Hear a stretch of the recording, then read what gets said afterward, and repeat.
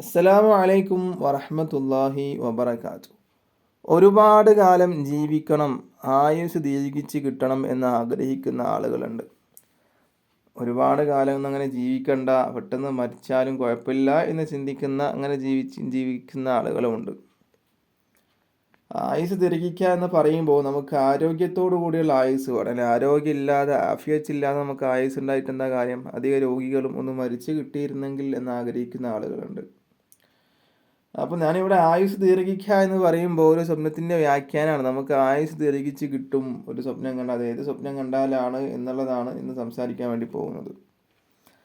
നമ്മളങ്ങനെ സ്വപ്നത്തിൽ കാണുകയാണ്, മയ്യത്തിനെ കെട്ടിപ്പിടിച്ചിട്ട് ഉറങ്ങുന്നതായിട്ട് അങ്ങനെ സ്വപ്നത്തിൽ കാണുകയാണ്. അങ്ങനെയാകും അതിൻ്റെ വ്യാഖ്യാനം എന്താണ്? മരിച്ചൊരു വ്യക്തിയുടെ കൂടെ നമ്മളങ്ങനെ കിടന്നുറങ്ങുന്നത് സ്വപ്നം കണ്ടാൽ, അത് ആരാവട്ടെ, വീട്ടിൽ നിന്ന് മരിച്ചവരാവട്ടെ, അല്ലാത്തവരാവട്ടെ, നമുക്ക് അറിയുന്ന ആളാവട്ടെ, അറിയാത്ത ആളാവട്ടെ, അപ്പം അങ്ങനെ ഒരാൾ അങ്ങനെ സ്വപ്നത്തിൽ കണ്ടു കഴിഞ്ഞാൽ അതിൻ്റെ വ്യാഖ്യാനം പ്രയാസം ഉണ്ടാക്കുന്ന ഒന്നാണ്. നല്ലൊരു വ്യാഖ്യാനം എന്നല്ല അതിനെക്കുറിച്ചിട്ട് എന്താക്കിയിട്ടുള്ളത്. അല്ല, നല്ലൊരു വ്യാഖ്യാനം തന്നെയാണ് അതിനെക്കുറിച്ച് പറഞ്ഞിട്ടുള്ളത്. പക്ഷേ അതെന്താണ്, സ്വപ്നം നല്ലൊരു സ്വപ്നം ഒന്നുമല്ല അല്ലേ.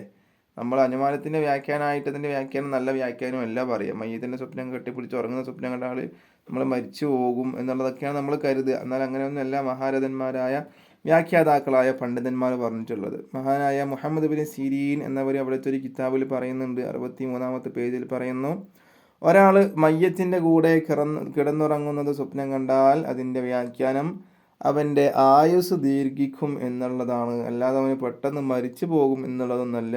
അത് അനുമാനത്തിൻ്റെ വ്യാഖ്യാനമാണല്ലോ, പെട്ടെന്ന് മരിച്ചു പോകും നമ്മൾ വിചാരിക്കേണ്ട, നമ്മൾ കണ്ടെത്തുന്ന വ്യാഖ്യാനമാണ്. പക്ഷെ അതിൻ്റെ യഥാർത്ഥ വ്യാഖ്യാനം അവൻ്റെ ആയുസ് ദീർഘിക്കുമെന്നാണ്. മയ്യത്തിനെ കെട്ടിപ്പിടിച്ച് ഉറങ്ങുന്നതായിട്ട് കണ്ടാൽ അത് നമുക്ക് അറിയുന്ന ആളാവട്ടെ, അറിയാത്ത ആളാവട്ടെ, ആരും ആവട്ടെ. മനസ്സിലായല്ലോ.